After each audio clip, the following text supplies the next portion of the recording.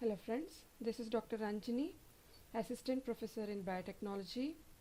Today we learn about adoptive immunity.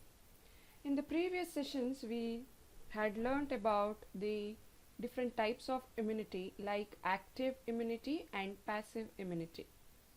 Passive immunity is the type of immunity in which there is no secondary response and there is no memory, wherein there is transfusion of the antibodies against the particular infection or in certain immunodeficiency conditions takes place. Next, in active immunity, there is secondary immune response as well as the memory will be retained in the immune system for the further subsequent infection. Next is the adoptive immunity. This is a type of immunity. This is a type of immunity will be considered as passive immunity.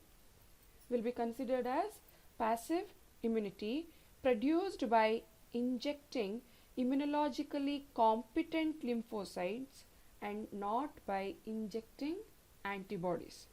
In case of passive immunity, we will transfuse the antibodies against the infection. That's why we will not come across with the memory as well as the secondary immune response. But this adoptive immunity is different from that of the passive immunity, in which here immunologically competent lymphocytes will be injected to bring about the immune reaction, not by injecting antibodies. This method is adopted in treatment of tuberculosis and leprosy. It is used in treating the tuberculosis and leprosy.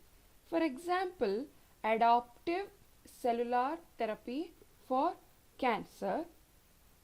Adoptive cellular therapy for cancer is a transfer of cultured immune cells that have the anti-tumor reactivity into a tumor-bearing host.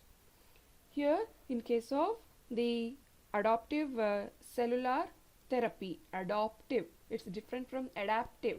Adaptive, where you will be having APT-IVE, ADA-PT-IVE.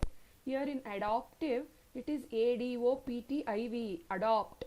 So here adoptive cellular immunotherapy is the transfer of cultured immune cells that have anti-tumor reactivity into a tumor-bearing host. In cancer treatment, the cells will be taken, they will be processed and engineered, and they will be challenged in the in vitro condition, and after that it will be injected back into the host who is suffering from the cancer or tumor bearing host. So this is called adoptive cellular immunotherapy. In this, the cells to be transferred are expanded from the lymphocytes of the patients with the tumor. Here in this condition, what they will do is they will isolate the lymphocytes from the patients itself. They will isolate the lymphocytes from the patients itself, and they will be processed under various chemical messenger, and they will be made active under the laboratory condition, and again they will be put back into the same patient. So that's why it is called as adoptive immunity. So one protocol for adoptive cellular immunotherapy is to generate lymphokine activated killer cells. Lymphokine activated killer cells. So this lymphokine activated killer cells can be generated by removing peripheral blood leukocytes from the tumor patients. They'll isolate lymphokine activated killer cells can be generated by removing the peripheral blood leukocytes from the tumor patients, and these cells will be cultured in high concentration of interleukin. These cells will be cultured in high concentration of interleukin 2, and then these LAK cells or lymphokine activated killer cells will be injected back into the patients. Here the cells, peripheral blood leukocytes, will be isolated from the patients. They will be grown in the higher concentration of interleukin 2 in the laboratory condition, and later after when they are activated, they will be injected back into the patients. So here, since we are injecting the activated lymphocytes which were isolated from the patients inside the body, they were inactive. We made them active against the tumor cells, and such lymphokine activated killer cell will not retain the memory. They will clear the infection, or they kill the tumor cells at that moment. That's why here also will not find the secondary response, or memory is not there in the adoptive immunity. So these following terms might indicate the procedures involving the similar immunological transfer processes. So these terms will be used to designate adoptive immunity, like adoptive transfer, or adoptive immunization, or adoptive immunotherapy. Next is adoptive cell therapy.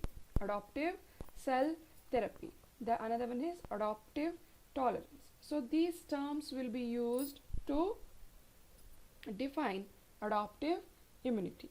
But in all these conditions, there is no memory of the pathogen for the further subsequent infection. At the same time, secondary immune response will not be there, because the memory cells will not be created. Because in this adoptive immunity, the cells, the lymphocytes or the leukocytes which are there inside the patient, inside the body, they fail to identify the infection, or they fail to identify the tumor cells or the altered cells inside the body. But when these are engineered or processed in the presence of certain chemical messengers or the interleukins, they retain their activity, and then when they were put back into the, when they were bring back into the same patient, they will exhibit the immunity. So this is a sort of adoption will be practiced in the individuals. They exhibit immunosuppressive characters, or in immunodeficient characters, we will carry out this adoptive immunity.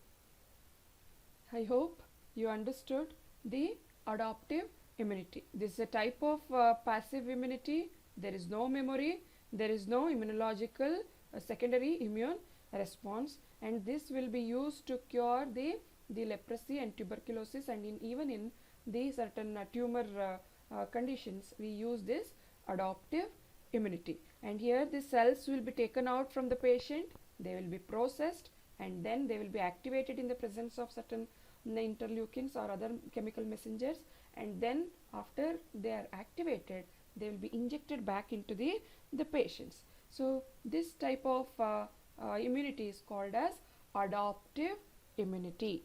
Should not get confused with adaptive immunity. Adaptive immunity is different, whereas adoptive immunity is passive immunity. Adaptive immunity is active immune response, where the individual show the immune reaction by adjusting to the new environment. When the organism is growing, that will show the immunity to the surrounding microorganism. That is called adaptive.